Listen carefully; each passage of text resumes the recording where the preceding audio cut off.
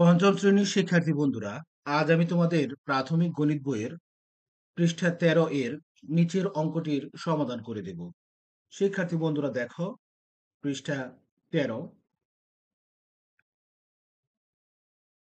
বন্ধুরা দেখো, এখানে প্রশ্নে লেখা রয়েছে ১২টি বিস্কুট এবং ৩০টি চকলেটের মূল্য একত্রে ১৯২ টাকা। ১২টি বিস্কুট এবং ৩০টি চকলেটের মূল্য একত্রে ১৯২ টাকা। একটি বিস্কুটের মূল্য ৬ টাকা হলে একটি চকলেটের মূল্য কত? একটি বিস্কুটের মূল্য ৬ টাকা হলে একটি চকলেটের মূল্য কত? অর্থাৎ এখানে একটি চকলেটের মূল্য বের করতে বলা হয়েছে। তো শিক্ষার্থী বন্ধুরা, চলো আমরা ঝটফট অঙ্কটি সমাধান করে ফেলি। তো আমরা প্রথমেই লিখতে পারি যে একটি বিস্কুটের মূল্য ৬ টাকা। যেহেতু বন্ধু দেখো এখানে দেওয়া রয়েছে একটি বিস্কুটের মূল্য ৬ টাকা। এখানে কিন্তু বন্ধুরা উল্লেখ করা রয়েছে যে একটি বিস্কুটের মূল্য ৬ টাকা।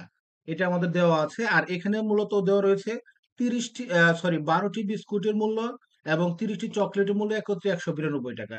আমরা অঙ্কটি সমাধান করার জন্য আমরা এই পর্যায়ে ১২টি বিস্কুটের মূল্য বের করব। এজন্য আমরা লিখেছি একটি বিস্কুটের মূল্য ৬ টাকা। আ অতএব ১২টি বিস্কুটের মূল্য ১২ গুণ ৬ টাকা। আমরা যদি ১২ ঘরে নামতা বলি তাহলে ৫ বারং ৬০, ৬ বারং ৭২। তাহলে কিন্তু অঙ্কটি আমাদের হয়ে গেল ৫ বারং ৭২ টাকা। অর্থাৎ সমান সমান ১২টি বিস্কুটের মূল্য হচ্ছে ৭২ টাকা। বন্ধুরা দেখো, এখানে লেখা রয়েছে ১২টি বিস্কুট এবং ৩০টি চকলেটের মূল্য একত্রে ১৯২ টাকা। ১২টি বিস্কুট এবং ৩০টি চকলেটের মূল্য একত্রে হচ্ছে ১৯২ টাকা। তাহলে আমরা যদি এই ১২টি বিস্কুট এবং ৩০টি চকলেটের মূল্য থেকে আমরা যদি ১২টি বিস্কুটের মূল্য বাদ দেই তাহলে কিন্তু আমাদের ৩০টি চকলেটের মূল্য বের হয়ে আসবে। অতএব আমরা লিখতে পারি এই পর্যায়ে, তাহলে লিখি আবার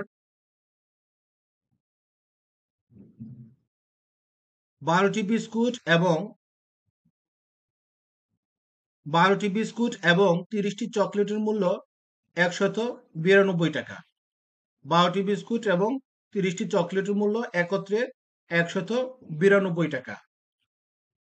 অতএব আমরা যেহেতু এই ১২টি বিস্কুটের মূল্য যদি আমরা বাদ দিয়ে দেই ১৯২ টাকা থেকে, তাহলে কিন্তু ৩০টি চকলেটের মূল্য বের হয়ে যাবে। অতএব আমরা লিখতে পারি, সুতরাং ৩০টি চকলেটের মূল্য ১৯২ বিয়োগ ৭২।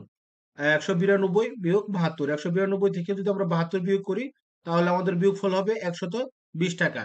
অতএব সুতরাং আমরা কি জানলাম? ৩০টি চকলেটের মূল্য হচ্ছে ১২০ টাকা। ৩০টি চকলেটের মূল্য কত? ১২০ টাকা। তো এই ক্ষেত্রে দেখো, এখানে ৩০টি চকলেটের মূল্য যদি ১২০ টাকা হয় তাহলে কিন্তু আমরা খুব সহজেই বের করতে পারি যে একটি চকলেটের মূল্য কত। যেহেতু আমাদের এখানে বলা হয়েছে যে একটি চকলেটের মূল্য কত। তো বন্ধুরা, আমরা চলো বের করে ফেলি ঝটফট যে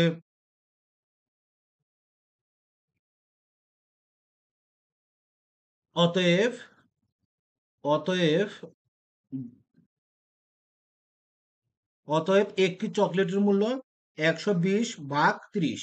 কারণ ৩০টি চকলেটের মূল্য হচ্ছে ১২০ টাকা।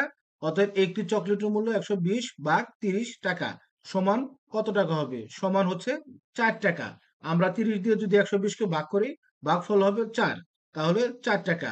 উত্তর আমরা লিখতে পারি, উত্তর একটি চকলেটের মূল্য একটি চকলেটের মূল্য ৪ টাকা।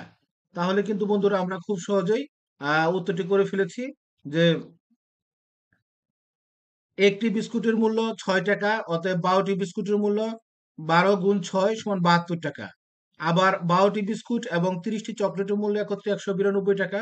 সুতরাং ৩০টি চকলেটের মূল্য একত্রে ১৯২ থেকে যদি আমরা ৭২ বাদ দেই তাহলে থাকবে হচ্ছে ১২০ টাকা। অর্থাৎ ৩০টি চকলেটের মূল্য ১২০ টাকা। অতএব একটি চকলেটের মূল্য ১২০ ভাগ ৩০ সমান ৪ টাকা। উত্তর একটি চকলেটের মূল্য ৪ টাকা। তো শিক্ষার্থী বন্ধুরা, আজ আর নয়, আবার কথা হবে পরবর্তী ক্লাসে। ধন্যবাদ।